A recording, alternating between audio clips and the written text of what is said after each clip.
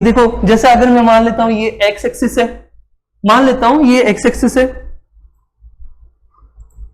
ये Y axis है मान लो, और ये जेड एक्सिस है, क्योंकि भाई क्यूब है तो हम लोग को 3 डायमेंशन स्पेस में रिप्रेजेंट करना पड़ेगा। अब बात वो नहीं है, हम लोग जिसके लिए बनाए हैं वो उसके बारे में बात करेंगे। मान लेता हूं कि ये जो एज है यहां से लेके यहां तक, ये क्या है भाई, एक एज लेंथ है। अब ये जो एज लेंथ है मान लेता हूं कि मैं इसको किससे रिप्रेजेंट कर रहा हूं, ए से रिप्रेजेंट कर रहा हूं। ये एज लेंथ जो सबसे पहला पैरामीटर था एजेस, एजेस के अंदर जो सबसे पहला एज है वो क्या है, ए है। अब ये जो एक्स एक्सिस में मैंने मान लिया कि ये जो इस एक्सिस में मैं मान लेता हूं ये जो एज है यहां से लेके यहां, इन दोनों के बीच में जो डिस्टेंस है इसका नाम क्या मैंने रखा है, ए रखा है। अब अपन क्या करते हैं, ये जो डिस्टेंस दिख रहा है यहां से लेके यहां तक जो डिस्टेंस है, ये डिस्टेंस को हम लोग क्या बोल रहे हैं, बी।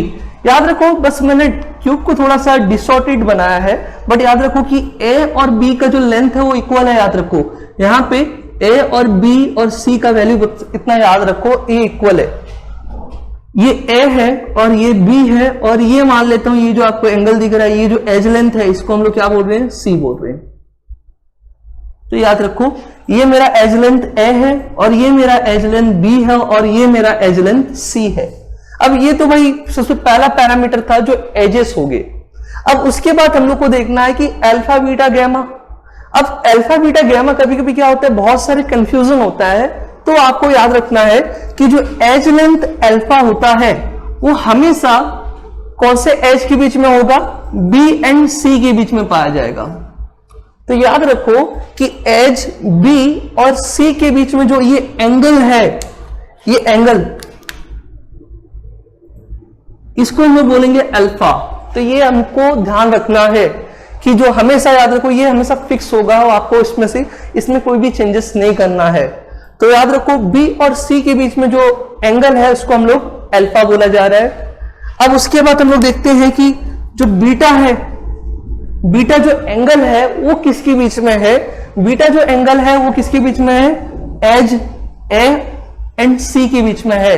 मतलब बोला जाए तो ये वाला जो एंगल दिख रहा है ये एंगल क्या है भाई, बीटा है, जो आपको याद रखना है ए और सी के बीच में। देन उसके बाद जो एज है वो है गैमा। अब एंगल जो नेक्स्ट एंगल है वो गैमा। गैमा किसके बीच में है वो आपको, उसमें भी आपको ध्यान रखना है कि जो गैमा है वो किसके बीच में रहेगा भाई, अभी बच गया क्या, ए और बी बच गया। तो एज ए एंड बी के बीच में जो एंगल है वो क्या है भाई, गैमा है, जो आपको याद रखना है।